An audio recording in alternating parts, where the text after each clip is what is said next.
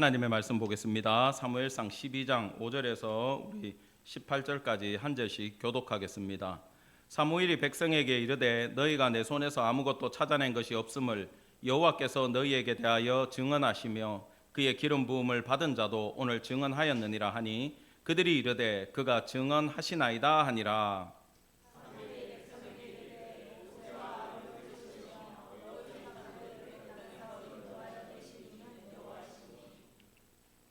그런즉 가만히 서 있으라. 여호와께서 너희와 너희 조상들에게 행하신 모든 공의로운 일에 대하여 내가 여호와 앞에서 너희와 담론하리라.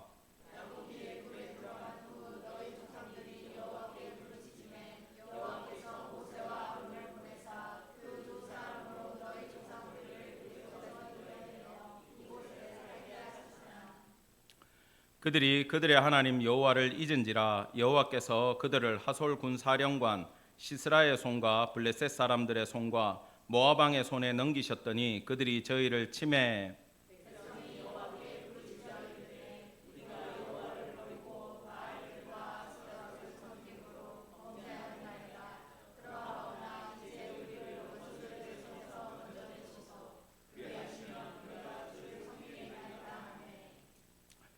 여호와께서 여룻바알과 베단과 입다와 나 사무엘을 보내사 너희를 너희 사방 원수의 손에서 건져내사 너희에게 안전하게 살게 하셨거늘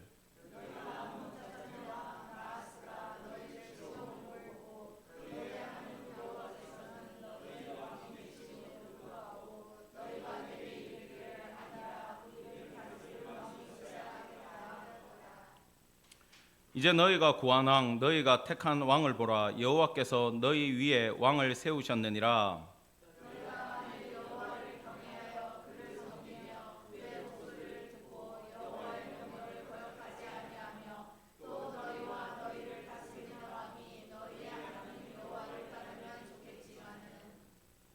너희가 만일 여호와의 목소리를 듣지 아니하고 여호와의 명령을 거역하면 여호와의 손이 너희의 조상들을 치신 것 같이 너희를 치실 것이라.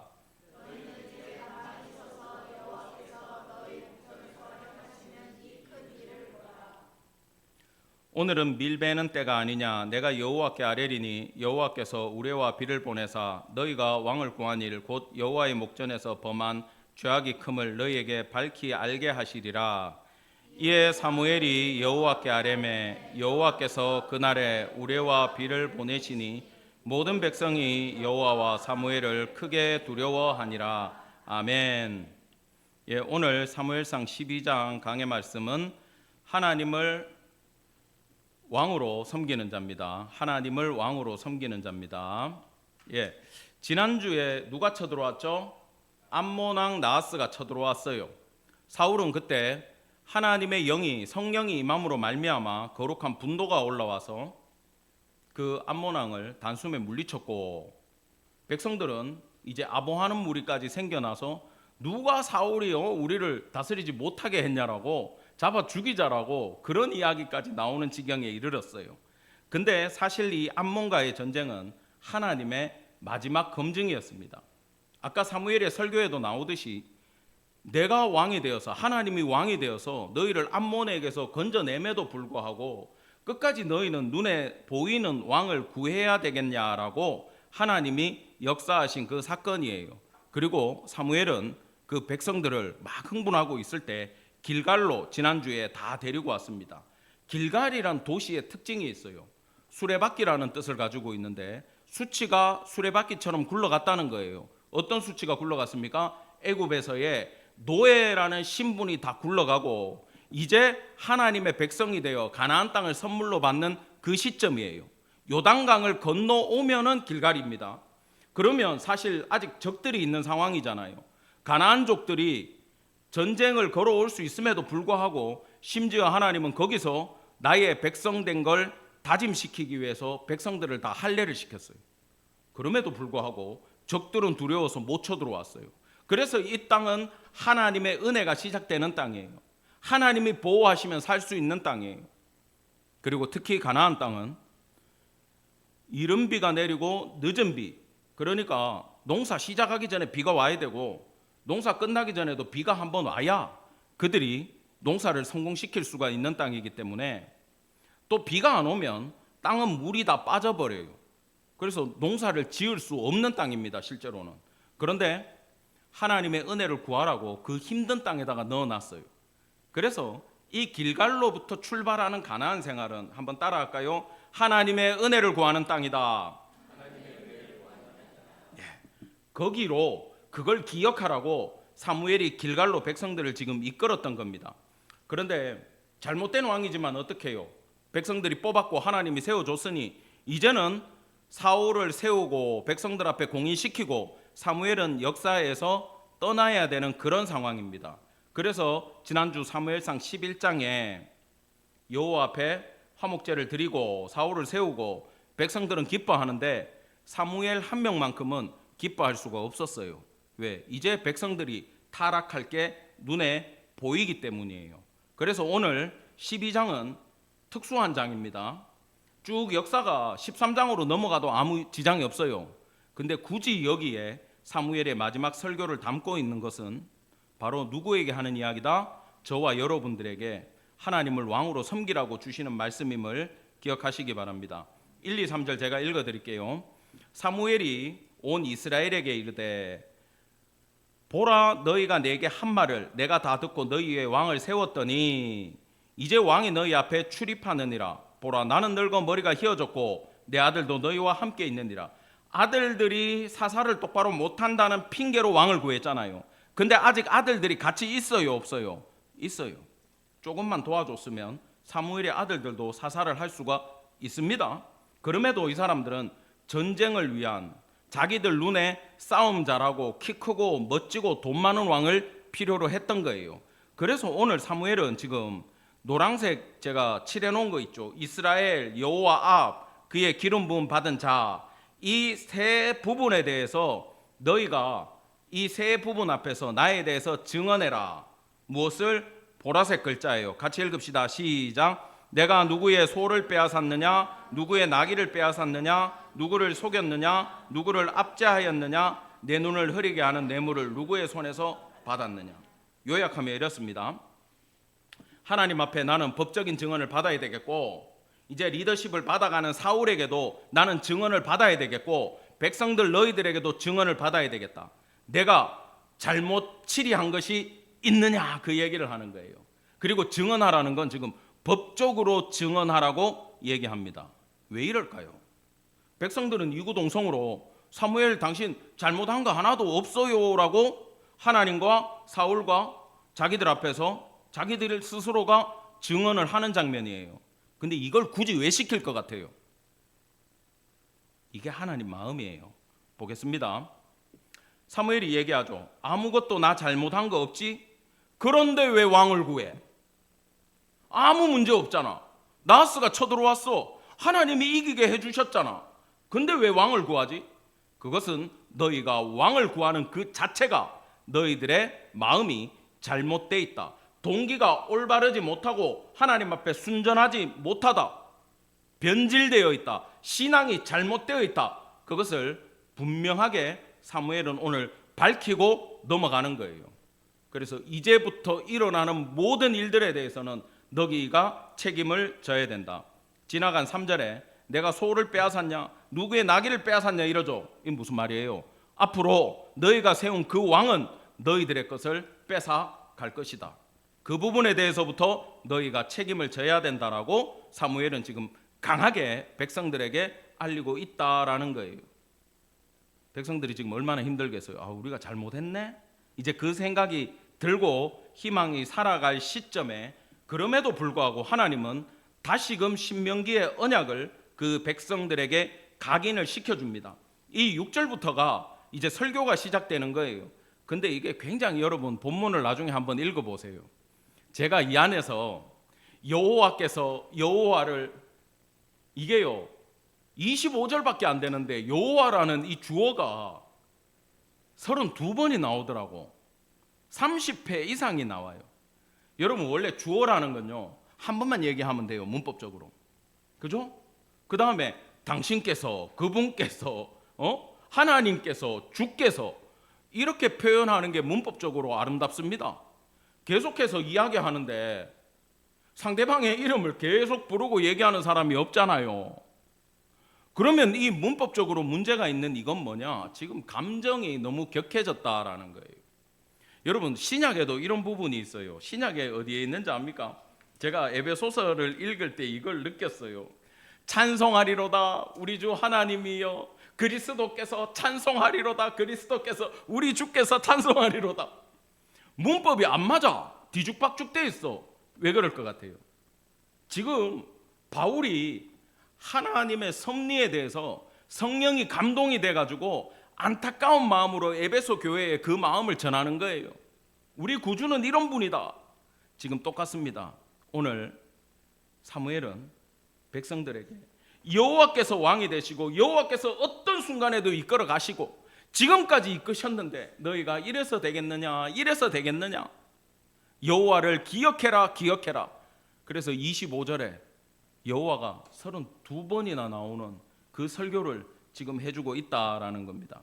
여러분 한번 따라해 볼까요? 하나님의 역사는 구원의 역사다. 예, 이 구원의 역사를 줄여서 구속사 이렇게 얘기해요. 자, 구원의 역사가 뭐냐? 여러분, 요셉이 팔려가가지고 처음에는 형들에 대해서 이 분노가 이루 말할 수 없었어요. 보면 죽일 거야 이렇게 생각했지. 특별히 언제? 이제 애굽의 총리가 됐어. 내가 높아졌어. 그런 상황에 형들이 곡식을 구걸하기 위해서 왔어요. 그 애굽 사람들은 머리를 다 밀고 털을 다 밀고 화장을 하고 모자를 쓰고 있으니까 못 알아보지 동생인지. 근데 동생은 알아보지 형들을. 그냥 그대로 늙었을 거 아니에요. 그래, 이제 우리는 형들이 생각하죠. 알고 나서는 죽게 되었구나. 그때 요셉이 뭐라고 얘기하죠? 당신들이 나를 이곳에 팔았다고 해서 근심하지 마소서, 한탄하지 마소서. 하나님이 생명을 구원하시려고 당신들보다 나를 먼저 이곳에 보내셨나이다. 뭡니까? 아버지 집안 이 구속사를 이어나가기 위해 기근 가운데 굶어 죽지 말라고 나를 애굽에 먼저 보내기 위해 형들을 통해서 판 거지. 그러니까 죄책감 느끼지 마세요. 내가 이제 모두를 살려내겠습니다. 그 이야기를 하는 거예요. 이게 뭐라고요? 구속사라는 거예요. 성경의 모든 역사는 하나님의 구속사로 이루어지고 요셉도 형들이 오기 전까지는 깨닫지 못했어요. 그러나 형들이 왔을 때 내가 생명을 구하기 위해서 먼저 왔구나. 하나님의 뜻을 깨달으니까 분노가 어떻게 됐습니까? 사라질 수 있는 거예요. 여러분 인생을 살아가며 모든 어려움이 있고 고난이 있고 힘든 일이 있고 억한 감정이 들 때가 있고 억울할 때가 있어요. 그때 여러분 하나님의 마음, 구원하시고자 하는 주님의 구속사를 깨닫기를 간절히 축원합니다. 하나님의 역사 아래서 우리 인생을 보는 눈이 생기기를 바랍니다. 지금 그 구원의 역사를 사무엘은 백성들에게 설교하고 있는 겁니다. 그런즉 너희는 가만히 서 있으라. 이건 아무것도 하지 말란 얘기가 아니에요. 언제 나왔던 거예요? 출애굽에서 모세가 홍해를 건널 때 백성들이 그 홍해 앞에서 이제 죽게 되었구나 그럴 때 여호와께서 너희를 위하여 싸우시리니 너희는 가만히 있을지니라 이렇게 선포하고 하나님이 물을 갈랐죠. 그거 어떤 뜻이냐면 우리는 할 거 없어. 하나님이 해주실 때까지 기다리면 되지 뭐. 그 뜻이 아니라 하나님을 전적으로 믿고 신뢰하고 마음을 굳세게 하고 버텨내라는 뜻이에요. 물 앞에서 두려워하지 말고 누가 함께 하신다? 하나님의 함께 하심을 믿으라는 거예요. 그러면서 설교를 하기 시작합니다.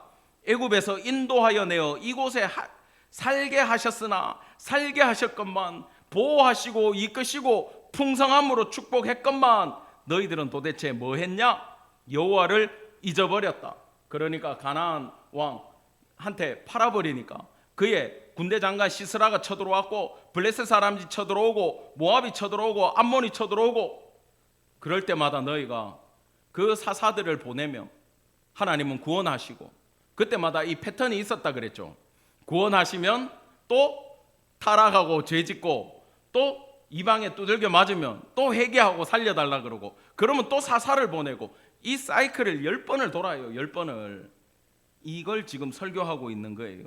그때 11절 같이 읽읍시다. 시작. 여호와께서 여룻바알과 베단과 입다와 나 사무엘을 보내사 너희를 사방 원수의 손에서 건져내사 너희에게 안전하게 살게 하셨거늘. 아멘.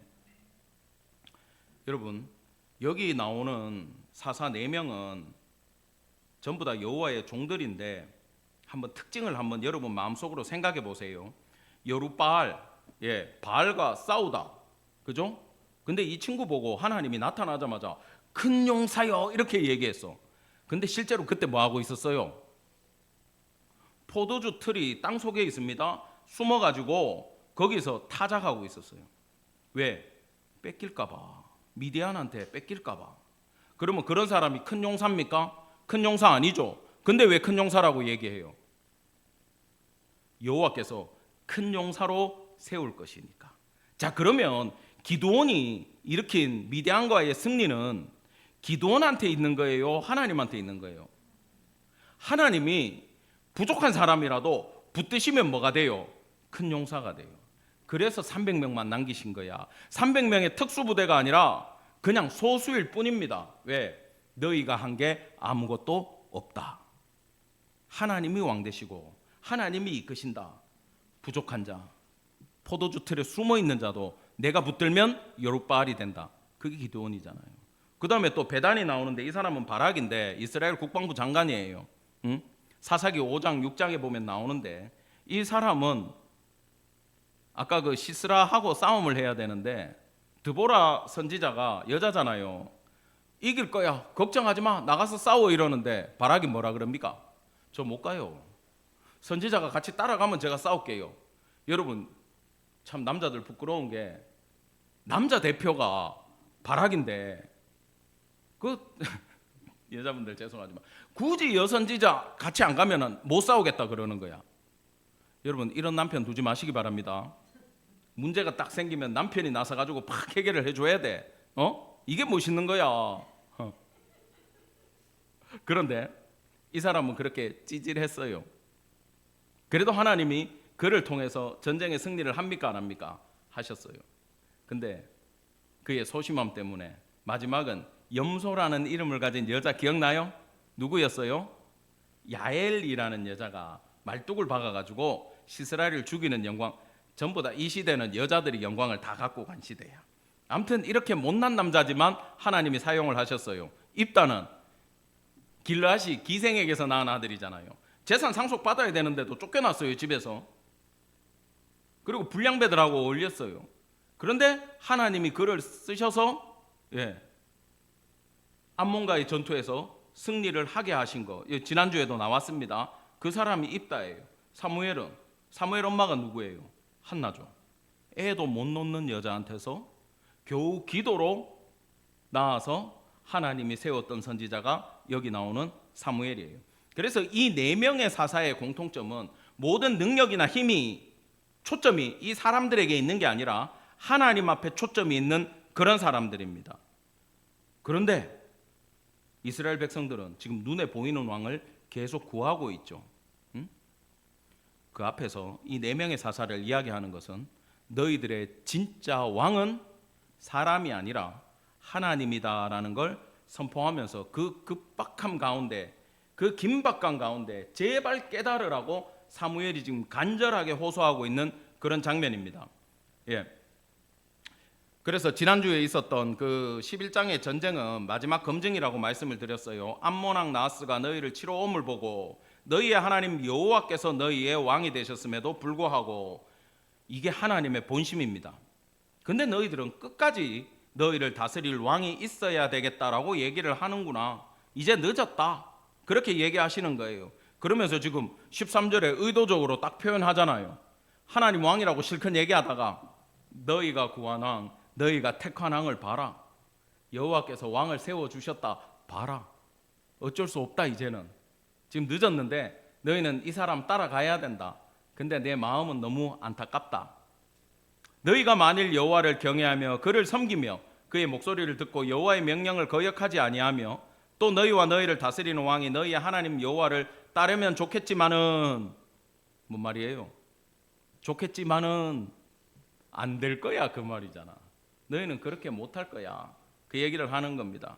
그러면서 조상들하고 똑같이 여호와의 목소리 듣지 아니하고 명령 거역하면 여호와께서 너희를 혼내실 거야. 근데 반복되는 역사 가운데 인간이 배웁니까? 못 배웁니까? 끝까지 못 배우죠. 이번에도 못 배울 거라고 사무엘은 얘기를 해줍니다. 예. 근데 여기서 이제 하나님이 화가 나신 걸, 하나님은 스케일이 굉장히 크신 분인데 우리하고 딱 사랑의 문제에 있어서는, 따라합시다, 할 말을 꼭 하신다. 이걸 잊으시면 안 돼요. 하나님이 손을 안 대면 사생하라 그랬어요. 버린 자식이야. 그럼 사랑하는 사람에게는 꼭 얘기를 한다 안 한다? 터치를 하시는 거예요. 지금 그걸 얘기합니다. 가만히 서서 여호와께서 너희 목전에서 행하시는 일을 보라 그러면서 하나님의 마음을 표현하는데, 지금 밀베는 때가 아니냐 그러면 건기예요, 우기예요? 건기죠. 비 오면 추수 됩니까 안 됩니까? 추수 전에 비 오면 어떻게 돼요? 농사 망쳐요. 근데 비가 안 오는 시기에 비가 온다라는 건 하나님의 능력이죠. 그걸 보여줄게 그러는데, 이제 추수해야 되는데 비 오면 농사 짓는 농부들은 어떻게 돼요? 망하겠죠. 지금 그걸 딱 거시는 거야. 하나님이 굳이 얘기를 하세요. 우레와 비를 보낼 거야. 너희 죄가 얼마나 큰지 느껴봐. 그러면서 우레 구강 그리고 비가 쫙 쏟아지는 건 하나님의 감정이고 하나님의 슬픈 마음임을 여러분 기억하시기 바랍니다. 한마디로 주님이 나 괴롭다, 너희가 나 떠나고 배신하는 게 너무 가슴 아프다, 꼭 이렇게 비를 보내셔서 말씀을 하시는 분이에요. 왜요? 사랑하니까. 여러분 연애해보면 알잖아요. 딱 주님과의 사랑을 왜 신랑과 신부라고 예수님이 얘기했냐, 딱 이 부부관계 연인하고 똑같은 거야. 너무너무 사랑하니까 그 사람만 생각해야 되는데 신부가 자꾸 딴 생각해. 그럼 신랑이 화가 나요 안 나요? 화가 나는 거죠. 지금 그 상황입니다. 우시는 거예요 지금. 그런데 백성들은 지금 어떻게 합니까? 비를 보내시니 크게 두려워하니라. 잘못했습니다, 회개하고 정신을 번쩍 차려요. 이게 무슨 말씀이에요? 바로 내한테 물질적인 손해가, 물리적인 손해가 딱 임하니까 뭔가 잘못됐네, 어떡하지, 주님 잘못했습니다 그러면서 지금 사무엘 앞에, 하나님 앞에 죄를 회개를 하고 있는 그런 장면으로 넘어가요. 그래도 이미 늦었어요. 비는 맞아야 되고 농사는 물 건너가고, 하나님이 그래도 이 회개를 받으시고 마지막 희망을 주십니다. 사무엘이 백성에게 이르되 두려워하지 말라. 너희가 과연 이 모든 악을 행하였으나 여호와를 따르는 데서 돌아서지 말고 오직 너희의 마음을 다하여 여호와를 섬기라. 믿으십니까?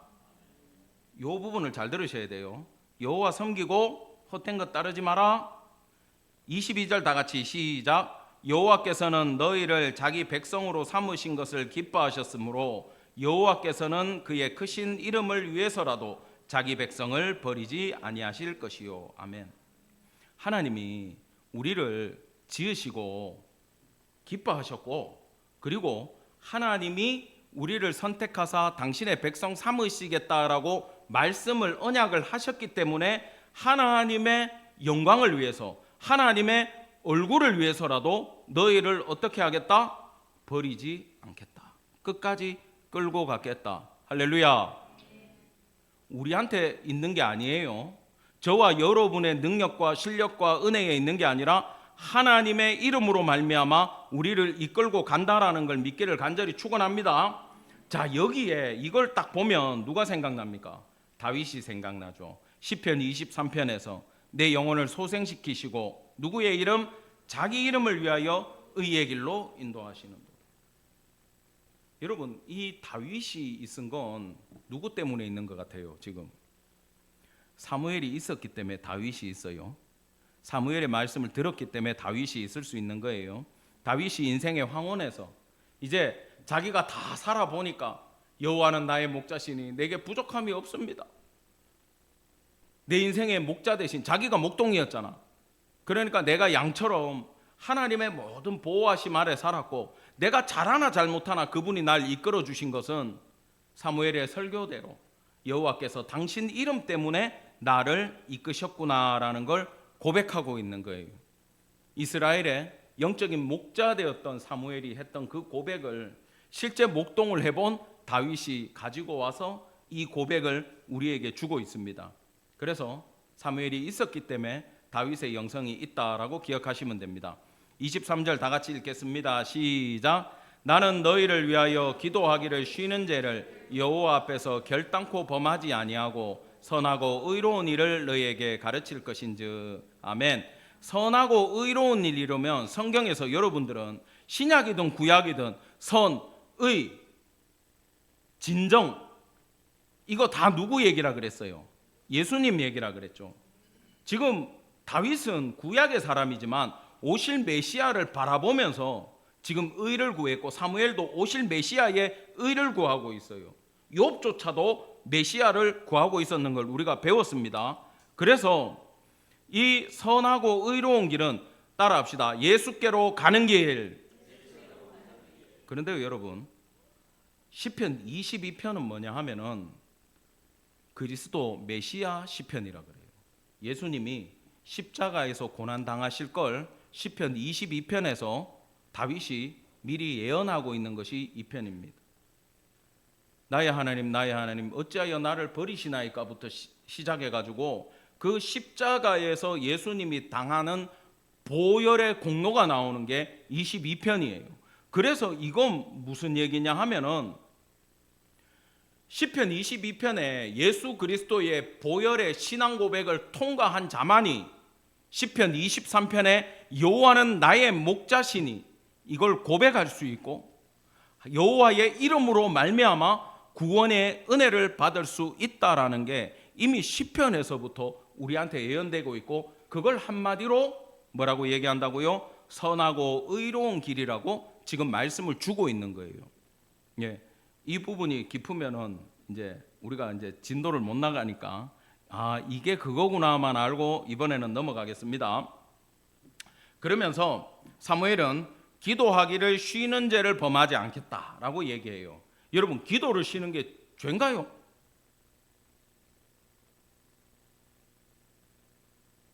죄예요. 사무엘이 죄래잖아. 나 이제 여러분들 또 은퇴 앞둔 분들 생각하겠지. 은퇴하고 뭐하지? 커피나 할까? 책이나 볼까?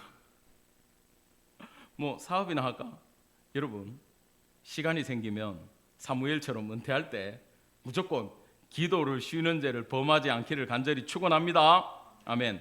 지금요 사무엘이 얘기하는 건 눈에 보이는 왕과 눈에 보이지 않는 왕을 얘기하는 거잖아요. 그러면 눈에 보이는 가치와 눈에 보이지 않는 가치를 얘기하는 거예요. 지금 눈에 보이는 가치로 사울 왕이 섰지만 나는 눈에 보이지 않는 가치인 뭘 하겠다는 거예요?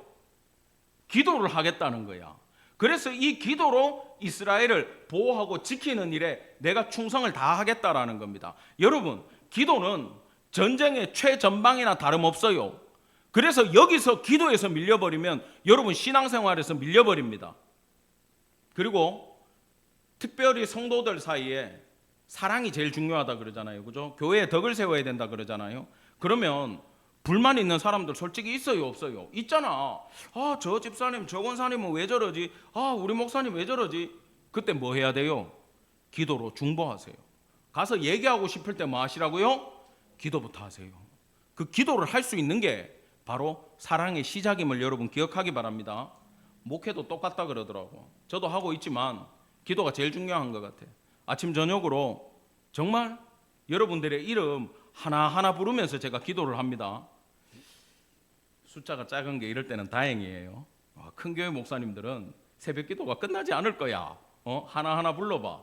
안 되지. 저는 한 명 한 명 불러줄 수 있어요. 그렇게 기도를 하고 그 다음이 뭡니까? 말씀의 꼴을 먹이는 거예요. 그게 바로 목양입니다. 그래서 여러분들은 감시하라는 얘기가 아니라 우리 목사님 오늘 기도하셨어요? 문자 보내지 말고 우리 목사님이 교회를 위한 기도, 성도를 위한 기도 빠뜨리지 않도록 지켜주세요. 건강을 돌봐주세요. 영적으로 깨어있게 해주세요. 중보해 주시기를 간절히 바랍니다. 아멘. 그래서 사무엘은 지금 눈에 보이지 않는 가치를 위해서 가고 있는 장면입니다. 여러분 가정이나 교회나 한국교회 문제도 마찬가지고 전부 다 똑같아요. 눈에 보이는 문제가 일어났다. 그죠? 실제적으로 나한테 문제가 생기고 어려움이 생겼다. 그때 제일 먼저 해야 될 게 뭡니까? 기도를 회복하시면 돼요. 아, 하나님이 지금 나한테 기도하라는 것 같다. 기도를 회복하자 이렇게 생각하시면 됩니다. 자, 오늘 결론입니다. 24, 25절 같이 봅시다. 시작. 너희는 여호와께서 너희를 위하여 행하신 그 큰 일을 생각하여 오직 그를 경외하며 너희의 마음을 다하여 진실이 섬기라. 만일 너희가 여전히 악을 행하면 너희와 너희 왕이 다 멸망하리라. 아멘. 잘 들으세요. 선과 악이, 잘되는 것과 잘못되는 것이 모든 게 어디에 달려 있느냐? 눈에 보이는 너희 왕한테 달려 있는 게 아니라 눈에 보이지 않는 누구에게 달려 있다? 우리 왕 여호와 하나님께 달려 있다. 하나님을 나의 왕으로 생각하느냐, 눈에 보이는 것들을 내 주인으로 생각하느냐에 따라서 너희가 망하고 살고 선한 길, 악한 길이 딱 갈라질 거다. 완전히 반대로 갈 거다. 그 이야기로 오늘 마지막 설교가 끝나고 있어요. 여러분, 하나님을 왕으로 섬기는 일이 뭘까요? 제가 이 말씀 준비하다가 하나님이 크신 은혜를 준 사건이 있어요. 그래서 제가 떠올랐는 말씀이 있어요. 이게 예스라서에 나옵니다. 여러분, 예스라 얼마 전에 읽으셨죠? 성경 통독하면서. 어려워요, 안 어려워요? 어려워. 누구 때문에 어려워? 왕들 이름 때문에 어려워. 왜? 시대 순서가 안 맞아. 저 뒤에 아닥사스다가 나오는데 앞에 또 나와. 여러분, 앞에 나오는 아닥사스다는 아닥사스다가 아니에요. 아닥사스다라고 불리는데 본명이 캄비세스 2세야. 그러니까 고레스 바로 아들이야. 옛날 사람이야. 근데 옛날 있었던 일하고 지금 있는 일하고 막 성경이 뒤죽박죽 되어 있으니까 이해를 못하는 거예요. 그래서 머리 안에 틀을 딱 만드세요. 자, 귀하는 몇 번 있다? 3번 있다. 스룹바벨을 유대 총독으로 고레스가 보냈고, 그죠? 그 다음에 누가 있냐 하면 아하수에로 왕 때 예스더 사건이 있었고, 그 다음에 예스라서 7장부터 나오는 귀환이 2차 귀환이고, 그걸로 2차 귀환 끝나고 느헤미야 때 3차 귀환이에요. 1차, 2차, 3차만 기억하시면 돼요. 그 기록이 있는데 오늘 이 본문은 2차 때 기록입니다. 자, 이렇게 나와요. 지금 아닥사스다 왕이 조서를 발표해 가지고 예스라를 대표로, 이미 성전이 완공된 지 58년이 지난 시점입니다. 성전에 예물을 보내라고, 예스라하고 돌아가야 될 사람들 따라가라고 갑자기 파송을 시켜요. 뭡니까? 기도의 응답이죠. 그 본문입니다.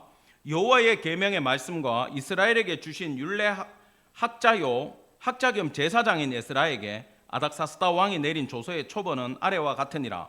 모든 왕의 왕 아닥사스다는 하늘의 하나님의 율법의 완전한 학자 겸 제사장 에스라에게 조서를 내리노니 우리나라에 있는 이스라엘 백성과 그들 제사장들과 레위 사람들 중에 예루살렘으로 올라갈 뜻이 있는 자는 누구든지 너희와 함께 갈지어다. 아멘. 놀라운 조서가 지금 발표되는데 왕이 에스라를 뭐라고 부릅니까?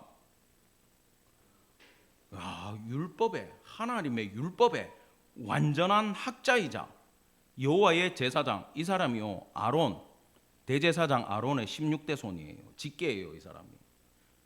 근데 얼마나 뛰어난 제사장이고 얼마나 뛰어난 학자인지 왕이 압니까, 모릅니까? 알아요. 이방인의 왕이 알고 있습니다. 그러면서 그 사람을 필두로 돌려보냅니다, 왕이. 에스라가 로비한 게 아니에요. 지금 하나님의 응답을 받아가지고 지금 갑자기 왕이 추진해 주는 겁니다, 페르시아 왕이. 자, 그런데 하나님이 얼마나 능력 있냐 하면은 지금 성전이 지어졌고 한데 거기 갔다가 갑자기 예물을 갖다 드리라고 갑자기 물질을 내어주기 시작합니다. 권력자들을 통해 가지고 예루살렘에 가시는 이스라엘 하나님께 성심으로 드리는 은금을, 이거는 왕하고 7 자문관이 내는 헌금이에요. 또 바벨론 온 도에서 이거는 세금 거둔 거야. 그걸 성전에 기쁜 예물로 가지고 가라. 그리고 부족한 건 돈 줄 테니까 사서 드려라. 너희 하나님 뜻에 맞게 전부 다 구입해 가지고 다 드려라. 부족한 건 궁중 창고에서 꺼내서 가라. 너무 본문이 길어서 내가 지금 일부만 넣었어요. 여러분 한번 7장 다 읽어보세요. 금이 몇 달란트고 은이 몇 달란트고 그릇이 몇 개고 다 나와요. 그런데 말입니다, 그걸 가지고 가야 되는 지금 상황인데 하나님 대단한 분이죠. 그죠? 감동이 없어요. 이런데 여러분, 여기 감동이 없으면 안 되는데, 이래도 하나님이 왕이 아니에요? 아닥사스다가 페르시아 왕이에요? 지금 하나님이 왕이에요?